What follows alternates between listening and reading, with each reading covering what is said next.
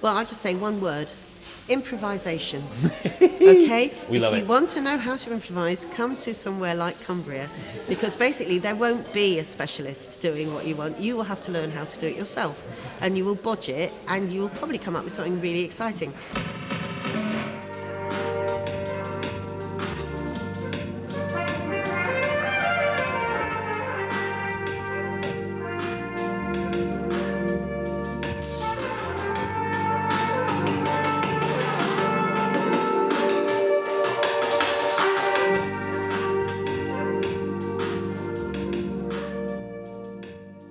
We are very pleased to be joined by one of the organisers, key figures of BleepFest and of BlueJam Arts, Jilly Jarman. Hi, Jilly. Hi. Hello. Could you tell us what's the inspiration behind BleepFest? What's the idea? What are we here to see today? Yes, so this is the culmination actually of a process that started out during lockdown when as a team we wanted to carry on being inspired, be encouraged to make music while we couldn't actually meet up. So we were doing live streams and then we started making videos together and putting them on Facebook, and then we started doing a few live gigs. And at that time, because of all the technology we were using, we were getting more and more interested in electronic music. All of us are improvisers and jazz musicians anyway, and also the fact that we were able to utilise all the people from our team who are across the country. We've got people in Manchester, down in London, up in Scotland, etc. And those are people who are electronic musicians in their own right. So we actually got a lot of feed through and inspiration, and then we decided to just go for it. So we invited Laura Stutter, who's here tonight, and Dave Shooter, and Gemma Fries, who you will know, to come and be our headliners at 3 gigs. And then we did another big jam where the BlueJam team, including Asha here, who's a great musician. Undercover blue jammer in disguise. Yeah, so, and we basically did these small gigs in our very, very small performance space, which is called the front room, because it's basically the size of a front room. So then we decided, let's sort of branch out, let's sort of punch above our weight, hire out the Playhouse and put on a festival. And we knew that just because we didn't know what was happening with COVID, whether it would actually be like a sort of audience, performance, or would it be more like a place where we could all gather and use it to inspire each other. And that's something that has definitely happened. I mean, just even though we're only a quarter way through the actual day, the cross-feed of ideas is already really exciting. We've got artists who've never met before working on each other's workshops. And we're hoping by the time we get to this evening's performance that we'll have even more sort of like cross-generation happening. Wow. And so going forward, I guess you've kind of touched on that already with the cross-generation, but what's the vision going forward from Bleep? Well, one of the things that this has done is it's raised our profile, and having this Jazz North here today is brilliant for that. We've also got support from organisations like 42 Degrees, who are running a new jazz festival up in our area. They did the first one last year. And we also have Nijo involved as well, so we've got Nijo musicians playing Tom Worker tonight. So he will be going along to the academy, the regional academy at Northflex School this afternoon, demonstrating some of the stuff that he does in terms of sound manipulation. So, it feels like there's really, really strong little footsteps taking part. We also have a project called Her Jazz, which Gemma Fries has been involved in before, and Asha and I run that, and Brian Jarman Pinto's helped to run that as well. And so some of those people who also take part in the Jazz Camp for Girls, which is something that we collaborate with Jazz North on. They've been going along to the Regional Academy. We've also got one of them here as a sort of like assistant for this morning. So that's one aspect of it, which is about getting more people to find out what we're doing. The other thing is that we got a grant from Youth Music as part of their incubator fund for our project called Music from the Wild Rural Creators.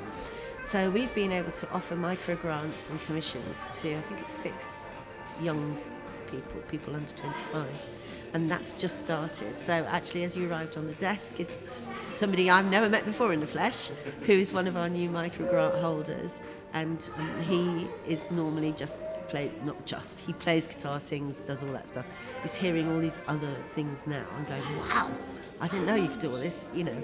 So yes, moving on, we want to carry on with some more live gigs, some of which will be organised by that group. Asha is one of the organisers of that project. I guess that's like when we talk about like what BlueJam does for like this area, is like it's so important to have something like this where you can explore something in a rural location like Penrith and the surrounding Cumbrian landscape. Certainly. I mean, I guess picking up on that a little bit, I wanted to ask about what are the kind of challenges that an organisation like BlueJam faces in a situation like this, where it maybe could be a little bit isolated from some of the more, I don't know, the more famous or noteworthy channels of music making. You know, as someone who runs an organisation like this or is heavily involved in one, what are those challenges and what are some of the strategies that you've found to deal with them, and other places where you've looked for help, for assistance maybe? Well, I'll just say one word: improvisation. Okay? We love it. If you want to know how to improvise, come to somewhere like Cumbria, because basically there won't be a specialist doing what you want. You will have to learn how to do it yourself, and you will bodge it, and you will probably come up with something really exciting. So, say for this afternoon workshop, I made the film. I'm not a filmmaker, but I love doing it. So on one computer I've got the YouTube tutorial, and on the other one I've got Premiere Pro, you know, and it's sort of that sort of opportunity that you get the possibility of being able to try something out, and try it out actually in public as well. And I think instead of people feeling that we should be able to import how people do it elsewhere, I would just put this very slightly cheeky idea out that maybe other places with more famous strands or whatever could try importing some of the ways that we do things, because actually it is very much part of the jazz. You know, it's absolutely key to jazz is that we don't have a big band because there aren't enough people to have a big band. If we do have a combo, we don't say, this is your part, you learn it. We say, okay, there are these parts. On the day, you may have to play any of these parts. So it's really useful if you understand what you're doing and how. Yeah.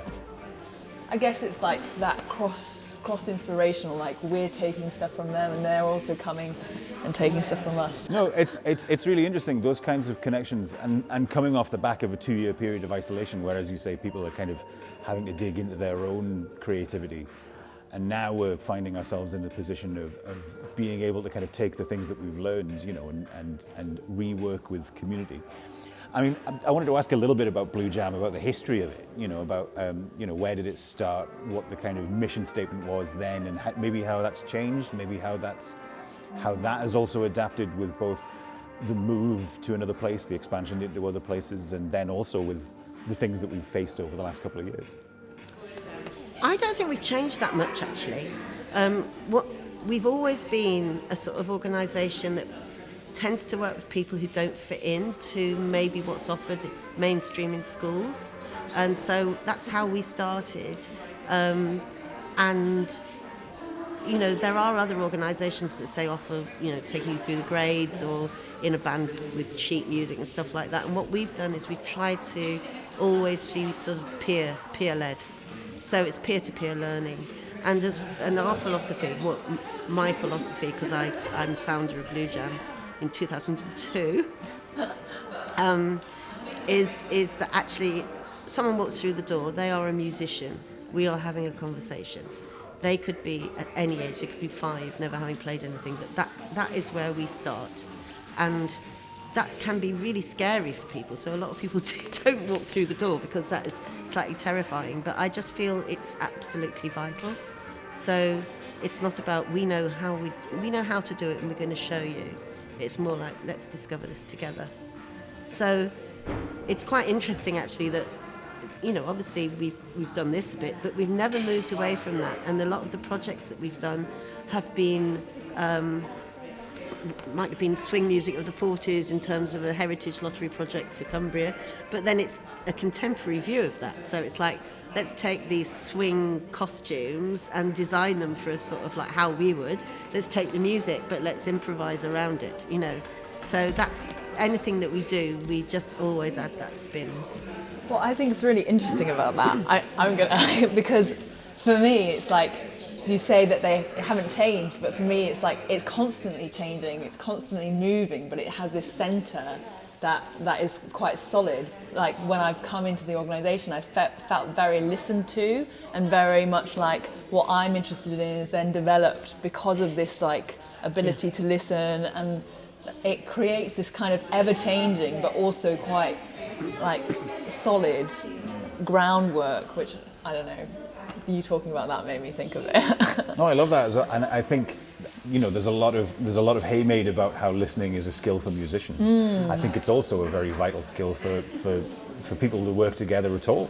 Yeah. Especially if you're going to be collaborating, you know, putting on events, dealing with other people, with other artists, with other creators, with people who run venues, with people who run festivals, you know. Actually listening to what each other needs and what each other are really bringing to the table is something which is vital to making the arts sector work at all. Totally. I quite like to turn that on its head. I think sort of listening has sort of got a bit of a bad name, hasn't it? Because a lot of people say we're the listening people, we listen to you. I think it's turning it on its head and saying being heard. So you need to create a space where it is possible to be heard. And that immediately means everyone needs to be heard. So you have to design a space where everybody can be heard.